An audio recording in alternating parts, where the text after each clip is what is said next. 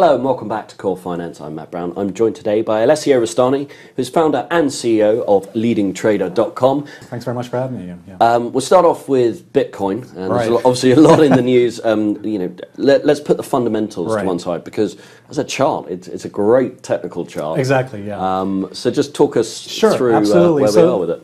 One of the major cryptocurrencies right now. Some folks asked me only a few weeks ago, can you give us an update on Bitcoin? And what I said couple of weeks ago, we have an ABC corrective pattern, and this is the thing, that purple line you see there, Matt, and your viewers, the purple line on the chart is the 100 simple moving average. Anyway, so bottom line is what you can see is that correction, that move we had, that downward slide in early September, and I said at the time, I said that was an ABC correction. In other words, and for folks who are not aware what an ABC correction is, Elliott wave theory simply says that markets tend to trend in 5 waves, and it also says that most corrections in a market are formed of 3 segments, 3 sections, or in other words, ABC corrections.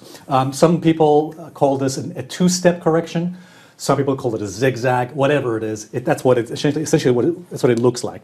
A followed by B followed by C. When this C wave completes, then we get a new.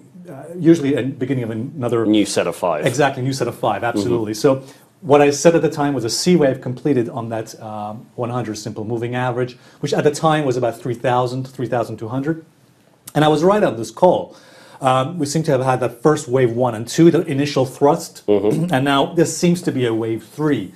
And I would say as long as we continue to maintain ourselves above 3,600, I would say, then this potential wave 3 is likely to continue. And I'm looking for another retest of the previous September high of 5,000. We may even take that level out. Understood.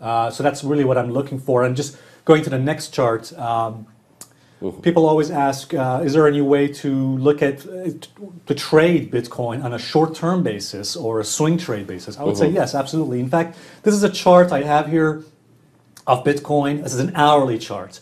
And what I usually look at all the time, I always look at divergences. This is one of our own indicators called pro-divergence, which essentially shows the divergence signals on the chart. So we had divergence, we can see on the 22nd of September it was.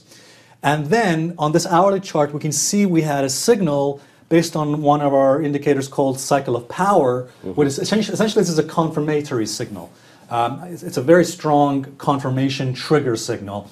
So what I look for on the LT cycle of power is when the line, the yellow line, the middle line, goes above 0 into the green. In other words, it goes into the green zone. And I'm also looking for it to be above its average, the blue line that's running through that. So I look 2 things I need to look for: above the average and into the green zone. Understood. Like that. So that gave us the buy signal, and you can see that Bitcoin has been rallying very nicely from there. Essentially, it was from 3,600 to where it is right now, at nearly 4,200.